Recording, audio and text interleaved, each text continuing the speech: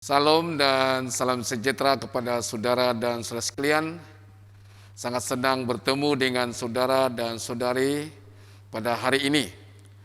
Dan sebelum kita mendengarkan firman Tuhan, mari kita datang kepada Tuhan dalam doa kita.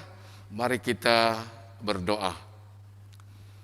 Bapa kami yang di sorga, pada saat ini Tuhan kami datang kepadamu dan mengucap syukur atas kebaikan Tuhan dan penyertaan Tuhan kepada kami pada hari-hari yang lalu.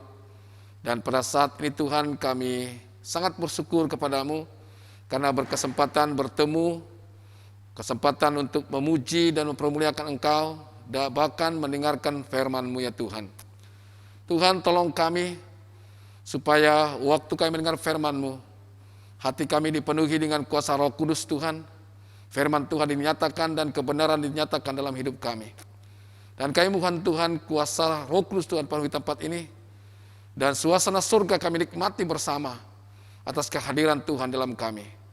Oleh itu Tuhan berbicaralah Engkau kepada kami karena kami sudah siap untuk mendengar. Di dalam nama Tuhan Yesus, penyelamat kami yang hidup, kami sudah berdoa dan mengucap syukur. Semua katakan amin. Saudara dan saudara sekalian, setelah kita mendengar pembacaan Injil yang terdapat di dalam Matius pasal 21, ayatnya yang ke-23 sampai ayat yang ke-32, maka khotbah saya pada saat ini yang bertema menyesal dan bertobat. Menyesal dan bertobat. Nah, dalam petikan firman Tuhan dibicarakan kepada kita sewaktu Yesus datang ke Yerusalem. Nah, pada waktu Yesus datang di Yerusalem dan masuk di rumah Tuhan dan dia mengajarkan firman Tuhan. Semasa Yesus mengajarkan firman Tuhan, dia didatangi oleh ketua imam, bahkan pemimpin-pemimpin masyarakat orang Yahudi. Dan waktu mereka mendatangi Yesus, mereka mengajukan pertanyaan kepada Yesus. Dan pertanyaan mereka yaitu mempersoalkan dengan siapakah Yesus mempunyai kuasa untuk melakukan perkara-perkara yang ajaib, perkara-perkara yang luar biasa. Dan mereka bertanya, siapakah yang memberi kuasa itu kepada Tuhan Yesus? Nah, pertanyaan ahli-ahli Taurat ini dan pemimpin-pemimpin agama orang Yahudi ini, bahkan pemimpin-pemimpin masyarakat orang Yahudi ini, itu merujuk kepada peristiwa-peristiwa sebelum, yaitu semasa Yesus masuk ke Yerusalem. Sewaktu Yesus masuk ke Yerusalem, Yesus disambut oleh pelbagai bangsa suku, di mana mereka bersorak-sorak, menyanyikan pujian, mereka mengebarkan daun pelam. Sewaktu Yesus masuk di Yerusalem dengan menaiki keldai. Bahkan sewaktu Yesus berada di Yerusalem, Yesus juga menyembuhkan pelbagai penyakit dan orang-orang sakit. Dan selanjutnya Yesus juga masuk ke rumah Tuhan, di mana pada waktu itu banyak orang yang berjual beli. Dan Yesus memberitahu dan mengusir orang-orang itu bahwa rumah Tuhan ini adalah tempat berdoa, tempat ibadah, bukan tempat menjual. Dan dia memerintah dan mengusir yang berjual beli itu. Dan selanjutnya Yesus masuk ke bait Allah dan berkhotbah, mengajarkan firman Tuhan kepada setiap orang yang datang pada waktu itu. Nah, inilah yang menjadi tanda tanya kepada ketua-tua agama. ahli-ahli Taurat, bahkan juga kepada ketua-ketua masyarakat orang Yahudi. Sebab Yesus mengajarkan firman Tuhan. Dan itu mereka pertanyakan, dari manakah kuasa, dari manakah kebenaran Yesus sehingga boleh berkhotbah, sehingga boleh mengajar firman Tuhan di bait Allah. Saudara-saudara sekalian, ahli-ahli Taurat ini, pemimpin-pemimpin agama ini tidak tertarik kepada ajaran Yesus. Mereka amat tertarik mempersoalkan siapa dan dari siapakah otoritas, kuasa yang Yesus miliki itu. Sehingga dia bebas menyampaikan firman Tuhan, mengajarkan firman Tuhan, melakukan mukjizat pada waktu itu. Nah, saudara-saudara sekalian, Yesus tiada kekuasaan di dalam agama Yahudi. Dia tidak diangkat secara rasmi. Tidak ada pemimpin agama Yahudi yang mengangkat Yesus. Dan tiada golongan Yahudi yang menjadikan Yesus pemimpin. Yesus tidak mempunyai kuasa dari manusia. Sebab dia tidak perlu diakui oleh manusia itu sendiri. Dia melampaui semua sistem agama Yahudi. Bukan agama Yahudi yang perlu mengesahkan kekuasaan Yesus. Tetapi dialah yang perlu mengevaluasi kekuasaan agama Yahudi di dalam kenyataan, di dalam kebenarannya.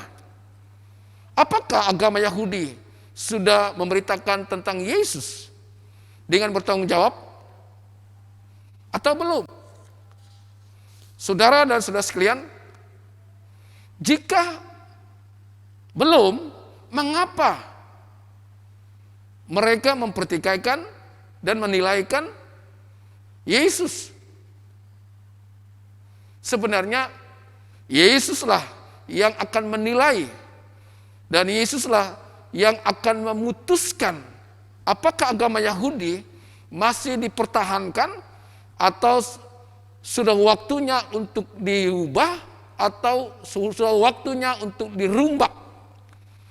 Orang-orang yang tidak mengerti tentang hal ini, mereka mempertanyakan tentang kuasa yang sebenar dimiliki oleh Yesus. Dan kuasa yang dimiliki oleh Tuhan Yesus adalah kuasa yang lebih besar daripada kuasa yang ada pada ahli-ahli Taurat. Karena kuasa yang Tuhan miliki itu adalah kuasa dari sorga, dari Bapa di sorga. Dan inilah yang membuat pemimpin-pemimpin agama dan imam-imam dan ahli-ahli Taurat ini bertanya kepada Yesus tentang kekuasaannya, karena mereka tidak mengerti bahwa Yesus itu adalah anak Allah. Yesus itulah Tuhan, mengatasi segala kekuasaan manusia. Jadi itu sebabnya saudara sekalian, hanya orang-orang Yahudi, imam-imam Yahudi, ahli-ahli Taurat, melihat secara manusia, tetapi mereka tidak mengistiharkan, tidak mengetahui dari manakah Yesus datang, dari manakah kuasa dari Yesus itu datang. Hanya Yesus tahu bahwa kuasa yang ada pada dia bukan dari manusia, tetapi daripada Allah. Amin, saudara. Haleluya. Matius pasal yang ke-21 ayat yang ke-23 mengatakan, Yesus kembali ke rumah Tuhan. Semasa dia mengajar, ketua imam dan pemimpin masyarakat Yahudi datang kepadanya dan bertanya, dengan hak siapakah kamu melakukan perkara-perkara ini? Siapakah yang memberikan hak ini kepada kamu? Saudara-saudara sekalian, ayat ini membicarakan tentang pertanyaan ahli-ahli Taurat dan ahli-ahli masyarakat orang Yahudi mengenai kuasa siapakah dan dari manakah kuasa yang dimiliki oleh Tuhan Yesus. Nah, saudara-saudara sekalian, dalam poin yang pertama ini, kuasa Yesus dipertikaikan. Nah, kalau ada seseorang yang merasa lebih benar, lebih baik, lebih pintar, dan layak menerima kekuasaan daripada orang lain, kemungkinan besar boleh menimbulkan perasaan iri hati. Dengan rasa iri hati semakin dalam hidup seseorang, mungkin dia berusaha mencari jalan untuk menyingkirkan atau menjatuhkan reputasi orang tersebut. Begitulah yang terjadi dengan imam-imam dan tua-tua bangsa Yahudi ketika mereka melihat banyak kemampuan yang boleh Yesus lakukan dalam berkhotbah, dalam memerintah orang-orang yang berjual beli di Bait Allah, dan bahkan Yesus melakukan mukjizat penyembuhan kepada ramai orang yang sakit. Nah, sewaktu imam-imam, kepala atau ahli-ahli Taurat ini melihat mukjizat-mukjizat yang dilakukan oleh Yesus dan juga mendengar suara ramai sewaktu Yesus masuk ke Yerusalem, di mana mereka mengatakan, Hosana bagi anak Daud, hati mereka semakin geram, semakin tertekan. Karena siapakah Yesus ini? Sehingga imam-imam kepala dan tua-tua Yahudi mendatangi Yesus. Dan sehingga mereka mempersoalkan kuasa daripada siapakah yang ada pada Yesus. Dan sewaktu mereka bertanya kepada Yesus, dari manakah kuasa yang dimiliki oleh Yesus? Yesus tidak menjawab pertanyaan-pertanyaan yang diajukan oleh ahli-ahli Taurat, imam-imam, bahkan ketua-tua masyarakat orang Yahudi. Melainkan Yesus bertanya kembali kepada mereka dengan pertanyaan ini, dari manakah baptisan Yohanes? Dari sorga atau dari manusia? Sebenarnya mereka tahu bahwa kuasa Yohanes itu datang dari sorga. Sebab mereka adalah ahli-ahli Taurat. Mereka adalah pemimpin-pemimpin agama. Mereka sudah pasti tahu tentang Yohanes.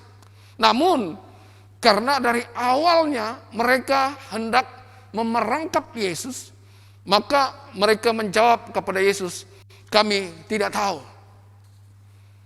Dan sewaktu mereka menjawab, kami tidak tahu, Yesus dapat melihat, dapat membaca orang-orang yang memberi soalan itu kepadanya, karena di dalam hati mereka ada kemunafikan, ada ketidakjujuran di dalam mereka. Maka Yesus juga memberitahu mereka bahwa dia pun tidak akan memberitahu dari mana asal kuasa yang dimiliki oleh Tuhan Yesus. Walaupun sebenarnya mereka tahu kuasa apa yang ada pada Yesus, namun disebabkan Yesus berasal dari keluarga biasa, ibu bapaknya tukang kayu dari Nazaret, dan sampai orang tahu bahwa asal keluarganya tidak ada keturunan imam, dan itulah membuat perasaan ahli-ahli Taurat ini mempersoalkan tentang kuasa siapakah yang Yesus miliki ini.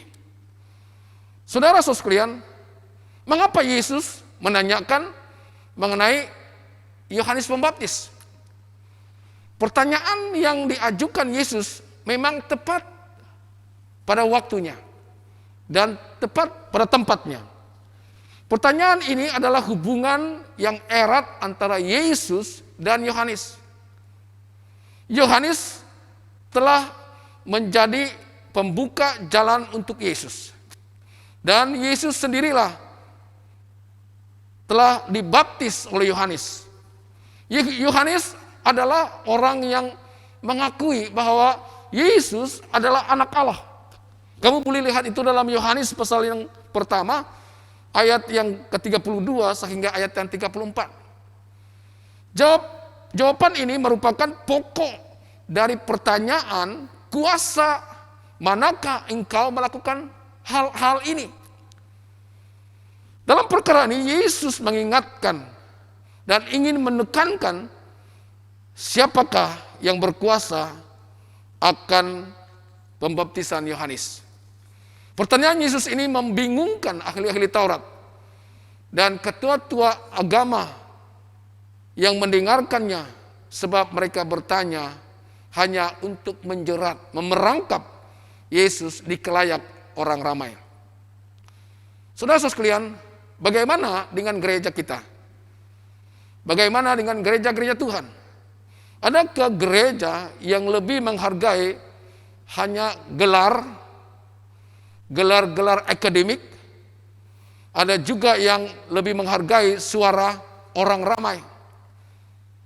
Sebab sewaktu orang-orang Yahudi ini, imam-imam ini, dan ahli-ahli Taurat ini berunding tentang baptisan siapakah Yesus, baptisan siapakah Yohanes dapat melakukannya. Mereka berdiskusi satu dengan yang lain. Kita cakap datang dari Tuhan, nanti Yesus akan berkata kepada kita, mengapa kemudian percaya kepada Yohanes? Tapi kalau kita mengatakan datang dari manusia, nanti kita akan ditimpal oleh orang ramai, sebab mereka percaya kepada Yohanes.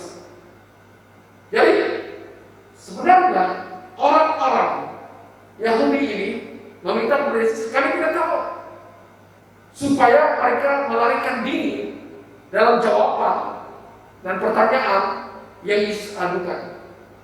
Begitu juga dengan gereja. Ramai orang hanya mendengar suara ramai, takut kepada suara ramai, tapi tidak takut kepada Tuhan.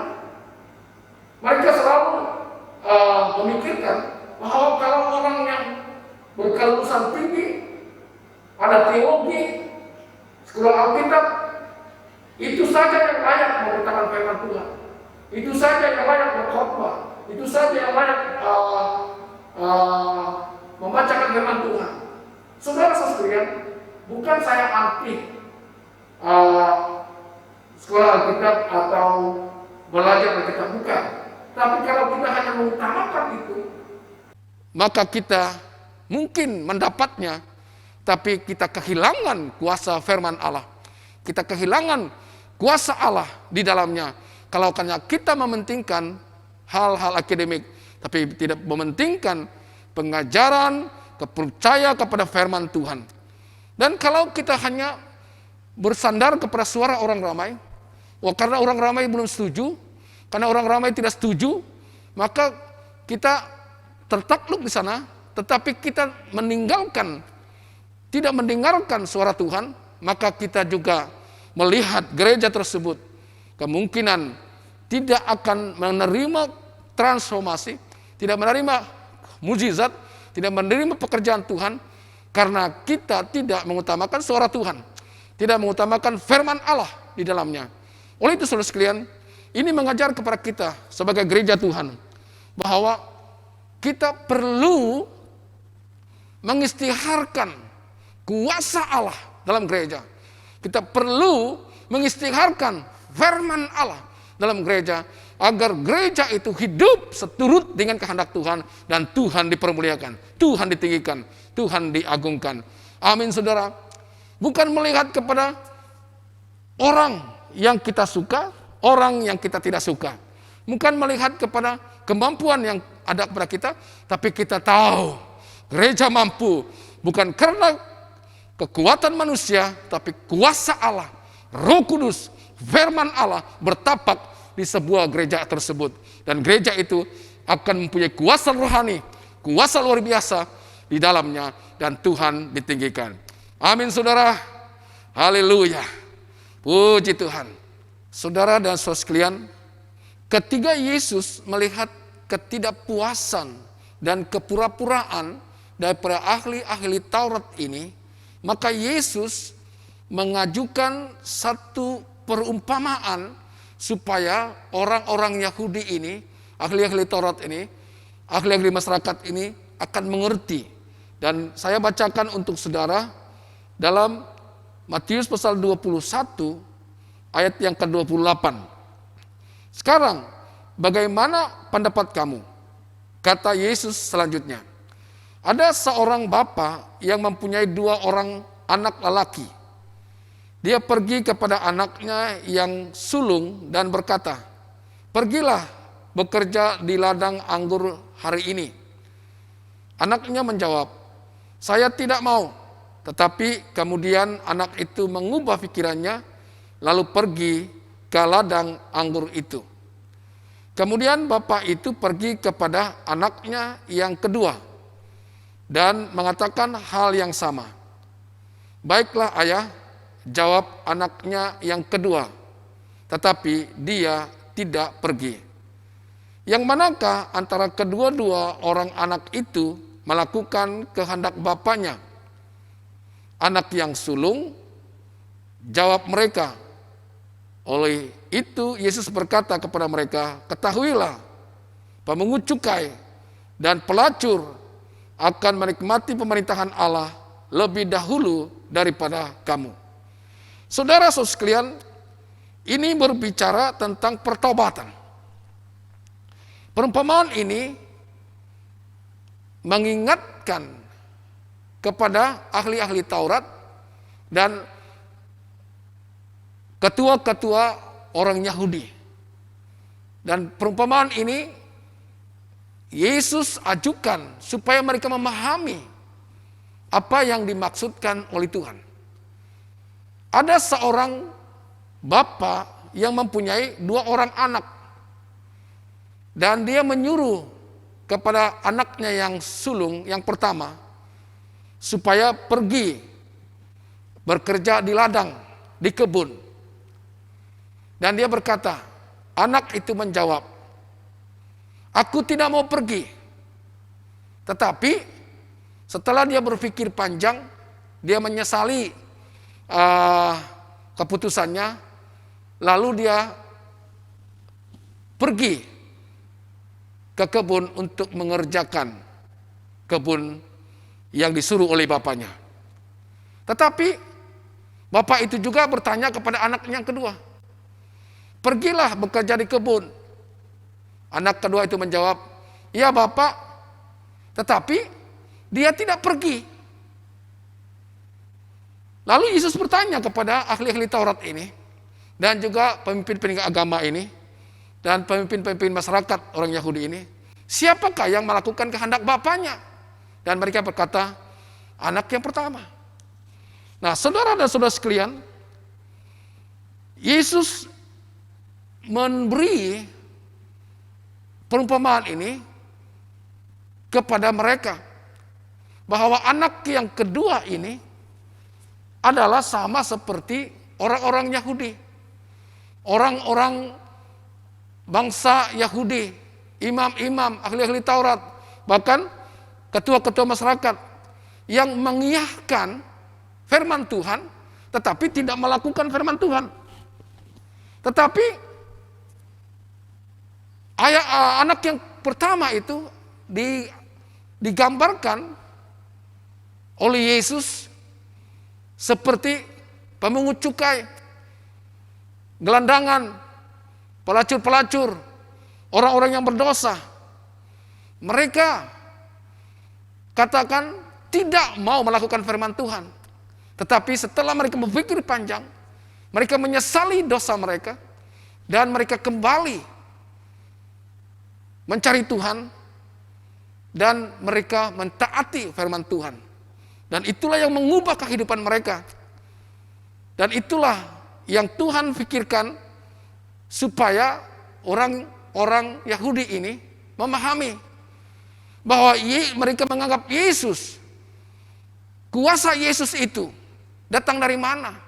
Karena pikiran mereka, Yesus itu disamakan seperti masyarakat pemungut cukai, seperti masyarakat orang berdosa. Tetapi dia melakukan kehendak Tuhan. Dia melakukan firman Allah. Nah, saudara-saudara sekalian, Yesus melakukan ini supaya orang-orang Yahudi ini menyadari diri. Dan kalau kita menyadari diri dan bertobat dan menyesal, maka kita memiliki kehidupan. Itu berarti kita menyelamatkan jiwa kita. Kita menyelamatkan kehidupan kita. Kita mengakui bahwa Yesus adalah Tuhan. Dia adalah Raja. Dia adalah penyelamat. Dia adalah kehidupan kita. Dan itu sebabnya saudara sekalian, langkah-langkah seperti itu ialah di mana kita melakukan firman Allah dalam kehidupan kita. Nah, saudara, ini mengingatkan juga kepada kita sebagai orang-orang Kristen. Kadang kita menganggap diri kita sudah tahu akan firman Tuhan. Dan kita membandingkan hidup kita dengan orang lain yang belum percaya. Bahwa kita mengatakan, aku ini lebih layak daripada orang ini. Tetapi belum tentu Tuhan melihat apakah kita layak. Karena disebabkan kita sudah dibaptis, kita ditetap, kita menjadi orang Kristen yang sudah lama.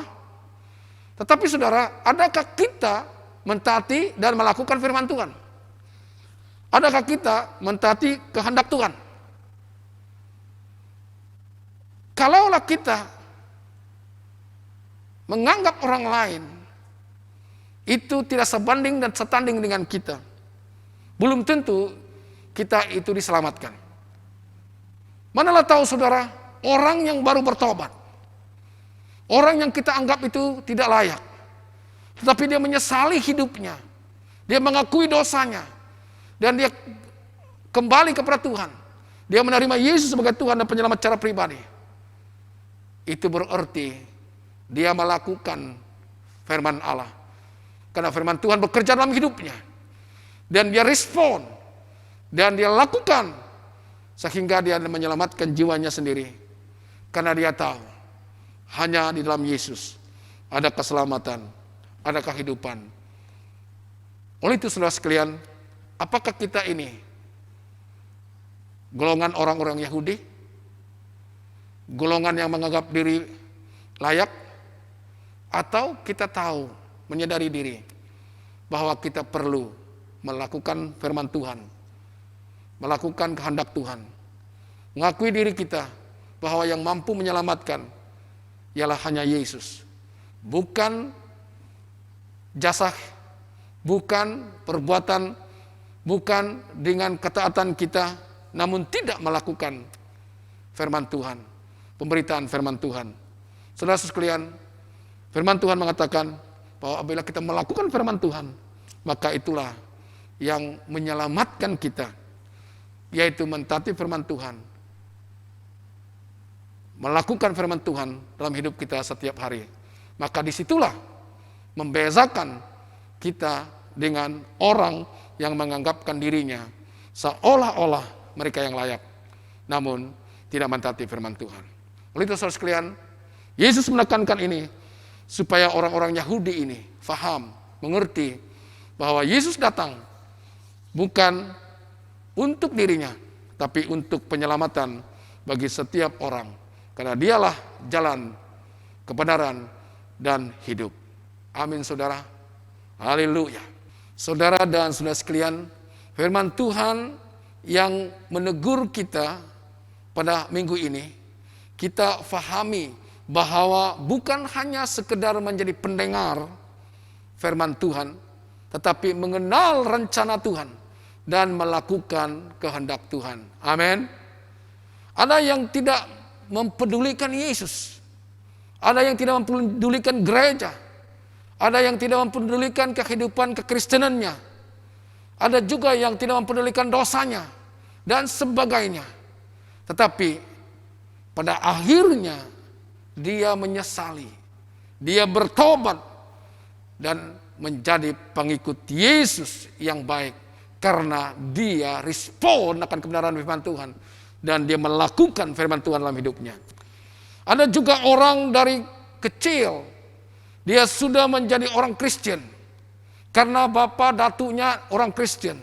Dia sudah dibaptis. Dan dia selalu datang di gereja. Dia rajin menolong dalam pelayanan. Tetapi saudara, dia tidak melakukan firman Tuhan dalam hidupnya. Dia tidak mentaati firman Tuhan dalam hidupnya. Maka dia hanya membanggakan diri menjadi seorang Kristen, membandingkan diri kepada orang lain. Apakah itu saudara menjaminkan bahwa kita sudah melakukan firman Tuhan? Mereka kelihatannya bagus, tetapi sebenarnya mereka belum percaya, belum mengakui, belum mentaati, tidak mencintai Tuhan Yesus, dan tidak menjalani hidup mereka sesuai dengan kehendak Tuhan. Kepada kita per hari ini, apakah engkau melakukan firman Tuhan? Apakah engkau mentaati firman Tuhan? Apakah engkau menyerahkan hidup dan dipimpin oleh Tuhan dalam kita menjalani iman kita sehari-hari? Saudara, marilah kita melihat kepada diri kita, dan janganlah kita membanggakan diri karena lamanya kita sudah menjadi Kristen. Tapi mari kita lebih bangga karena kita mencintai Tuhan, karena kita melakukan firman Tuhan, karena kita menyerahkan hidup kita kepada Tuhan. Dan itulah yang Tuhan kehendaki dalam hidup kita. Mari kita menyerahkan hidup kepada Tuhan, karena Tuhan saja yang berkuasa dalam hidup kita. Otoriti Tuhan itu tidak dapat dipertikaikan, karena Dia adalah Allah, sumber segala kuasa, sumber segala mujizat, sumber segala kehidupan. Dialah keselamatan kita. Oleh itu saudara sekalian, hanya Tuhan yang mampu mengubah kehidupan kita. Mari kita berdoa. Terima kasih Tuhan atas firman-Mu. Berkati kami yang mendengarkan firman-Mu. Kiranya firman-Mu yang sederhana ini Tuhan menjamah hidup kami, agar kami bangga dalam Engkau, karena Engkaulah Tuhan dan penyelamat kehidupan kami. Terima kasih Bapa, berkati kami. Di dalam nama Tuhan Yesus, penyelamat kami yang hidup, kami sudah berdoa dan mengucap syukur. Semua katakan, amin.